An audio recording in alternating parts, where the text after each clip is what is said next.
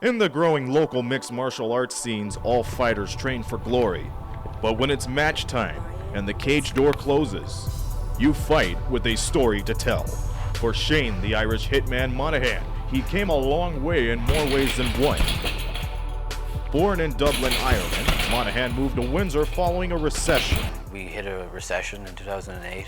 I was working at the time, and I decided to go back to university. I studied mechanical engineering, and at the end of my degree, I decided to move to Canada. There was no work at home, so. An avid MMA fan since his Dublin days, in 2013, Monaghan started going to the Maximum Training Center after he grew tired of a normal gym. He had a couple of challenges when he started at MTC. When I started training, I guess I was completely out of shape. I might have been the happiest person around. I think I was 195 pounds when I started at the gym, so that's pretty heavy for a guy that's 5'9".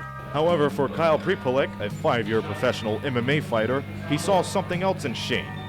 You know, he seemed like a hard-working guy, and you know, he was a little quiet at first, but now you can't get this guy to, you know, sit down and be quiet, which is okay because we all love him, you know. It took a while to talk the talk. 1 year removed from his first fight and a 4-2 record, he can walk the walk. Thus, the Irish Hitman's fighting style. It's a very high-paced, aggressive style of fighting. I like to walk forward and strike. I don't go in there to score points or to hold position, and I like to talk about 3 Ps that I like to incorporate only lately. Power, pressure, and precision. Outside the cage, the walk is different for those who know him. A jack of many trades, a jokester, prankster, and according to Prepolek, someone to look up to.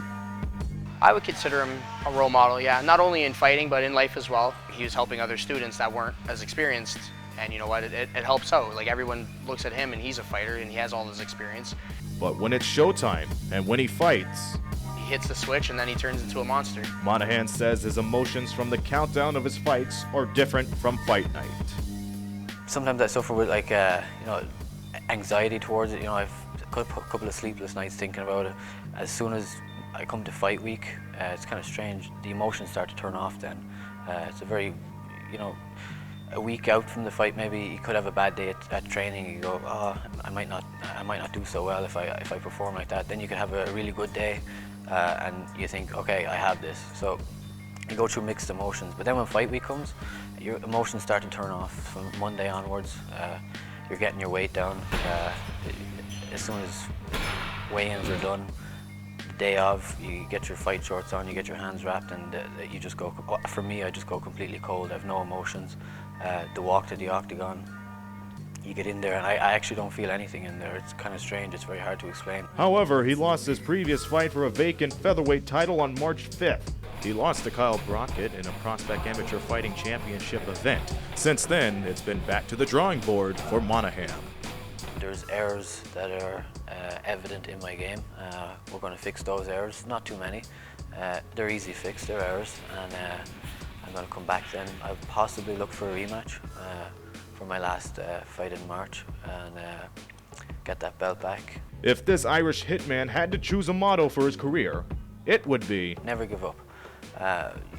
It's pretty simple. It might be cliche maybe. When you're in there, and sometimes your mind will give up before your body, but if you keep pushing forward and keep that kind of motto, as you say, that not to give up, that you will overcome your mind and your body will do what it needs to do to win. Prepolek calls him Sugar Shane. Could there be a new nickname in the future? I think Sugar Shane should keep that as his nickname instead of the Irish Hitman. Sugar Shane rolls off the tongue a lot better. Though it may be break time for him right now, the Irish Hitman has set his future goals. After that, I'll take a few more fights, and maybe this time next year I might be training for my very first pro fight. This be Aaron Sanders for Mediaplex News.